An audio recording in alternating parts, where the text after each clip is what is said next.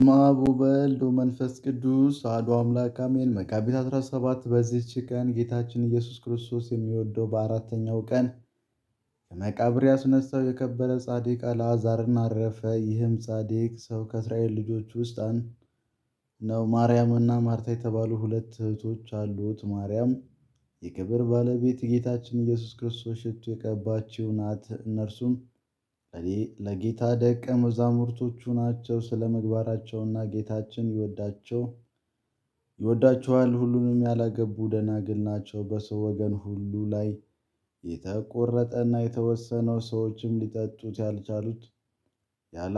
ሊጠጡት ያላቸው የሞት ጽዋን የሚጠጣበትና እጁን ለሞት የሚሰጥበት ለዚህ ጻድቅ ጊዜው ሲደርስ እርሱንም እጁንም በመስጠት አረፈ። የክብር ባለቤት ጌታችን ግን የሚሰራውን ያውቃልና መጀመሪያ ከሞት አላዳነውም። ጠርቶ እስከሚያስነሳው ድረስ ሞቱ በመቃብር 4 ቀን እንዲኖር በዚያ 4 ቀንም የጻድቃን ማደሪያዎችና ዕጣንን የስቃይ ቦታዎች እንዲያይ ተወው እንጂ አላዳነውም።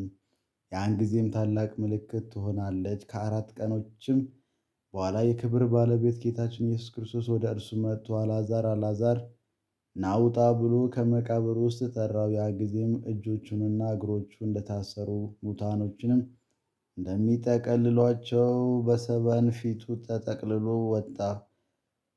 እጆቹና እግሮቹ እንደተጠቀለሉና እንደታሰሩ ከመቃብር የመውጣቱ ምክንያት ሰዎች ሁሉ መሞቱን እንዲረዱ፣ ሌሎች ይህ በመካከላቸው በስምምነት የሆነ ነው ብለው እንዳያስቡ፣ ስለዚህም እንደገነዙት ሆኖ እንዲወጣ ጌታችን አዘዘው። ይህችንም ምልክት እንድትሆን ከከሃዲዎችም በመቃብር ውስጥ ሕያው እንደነበር ቢያስቡም እጆቹና እግሮቹ ፊቱንም እንደተጠቀለሉ እንዴት ይወጣ ነበር? እኛ የክርስቲያን ወገኖች ግን የክብር ባለቤት ጌታችን ኢየሱስ ክርስቶስ ከ4 ቀኖች በኋላ አልዓዛርን ያስነሳው እርሱ እንደሆነ እንታመናለን። እርሱንም በስራው ሁሉ ላይ ችሎታ አለውና ለጌታችን ለፈጣሪያችን ለመድኃኒታችን ለኢየሱስ ክርስቶስ ከቸር አባቱና ሕይወት ከሆነ ከመንፈስ ቅዱስ ጋር ክብር፣ ምስጋና፣ ስግደት ይሁን ለዘላለሙ አሜን።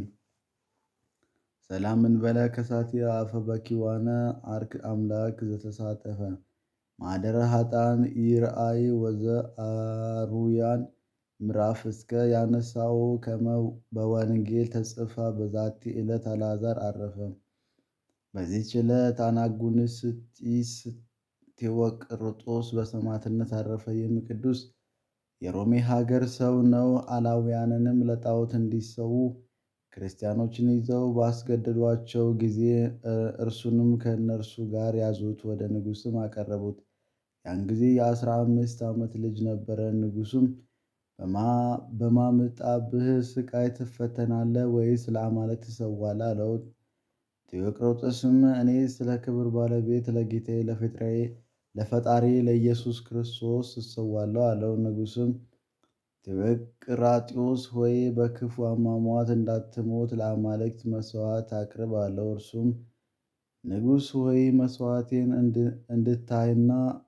እንድታይና አለው። ንጉሡም ወደ ጣዖቱ ቤት እንዲወስዱትና በዚያ እንዲሰዋ አዘዘና እርሱን በበር ቆመ። ቅዱሱ በጸለየ ጊዜ ንውጽውጽታ ሆኖ አስቅላጵዮስዮስ የሚሉት አምላካቸው ወድቆ ተሰበረ። ንጉሡም እንደዘበተበት አይቶ አፍንጫውን ቆረጠው፣ አሰረው። በወህኒ ቤትም እንዲያስገቡት ታዘዘ። በማግስቱም አውጥተው በብረት ምጣዶች ውስጥ ጨመሩት። ደግመውም ጥልቅ ጉድጓድ ቆፈሩ።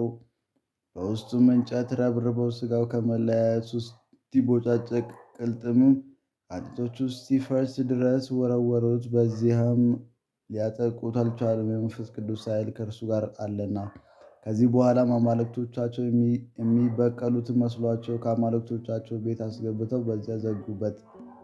ቴዎቅሪጦስ ግን ከጣዖታቱ ላይ ያለውን ወርቅ ቀጥቅጦ በስውር ይዞ እየወጣ ለድሆችና ለጦም አዳሪዎች መጸወተ።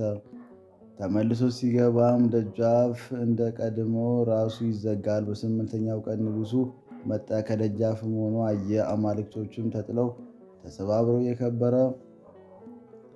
ቴዎቅሪጦስንም ሲዘብትባቸው አገኛቸው። እውነተኛው ቴዎቅሪጦስንም የሆድ ዕቃውን እንዲሰነጣጠቁ ታዘዘ። ደግሞም ወደ ጨዋታ ቦታ እንዲያስገቡትና በላዩ አንበሶች እንዲያስገቡባቸው አዘዘ። አንበሶቹንም ቁስሎቹ ላሱለት። ዳግመኛም ሕዋሳቱ እስኪነጣጠል ከሚያጠብቅ ቦታ እንዲያስገቡት መላ አካላቱን ታጥፎ እስኪቆለመም እንዲያሰቃዩት ታዘዘ። በዚህም ተሸብሮ አላሸነፉትም። ንጉሥም ብርታቱን አይቶ ራሱ በሰይፍ እንዲቆርጡ አዘዘ። የከበረ ኤጲስቆጶስ ኤሞሮስና ሕዝቡ ሁሉ በጸሎት እየተራዱት ቅዱስ ቴዎቅሮጦስን ተከተሉት። በቅዱሳን ሰላምታም ተሳልመውት ተሰናበቱት። ባለ ወግ ወታደርም ሰይፍንም አንስቶ አንገቱን ቆረጠው። ምስክርነቱን ፈጸመ። አማላጅነቱ በረከቱ ከሁላችን የክርስቲያን ወገኖች ጋር ለዘላለም ይኑር አሜን። ሰላም ለቴዎቅራጢዎስ አመተ ቀጽፈ አባለ እስከ ሥጋው ተበጽለ እለርእዮ አንከበሩ እንተተውእቡተ ኃይለ ሶበ ቅባ ጽጌ እመነቁ ስለፈለፈለ ለአንፈ ኩሉ ዘይጼኑ ኮለ። በዚህች ቀን ደግሞ የታጋዩ የቅዱስ ጊዮርጊስ እና የሰማዕቱ ተላስስ የኤጲስቆጶስ ኢዮሴፍ መታሰቢያቸው እና የሊቀ ካህናት ኒቆር የሥጋ ፍልሰት ነው። በረከታቸው ከኛ ጋር ለዘላለሙ ትኑር አሜን። ሰላም ለጊዮርጊስ ወለተሰላሰስ ዳግማዊ ወኤጲስቆጶስ ዮሴፍ ዘመርሄተ ክርስቶስ ኖላዊ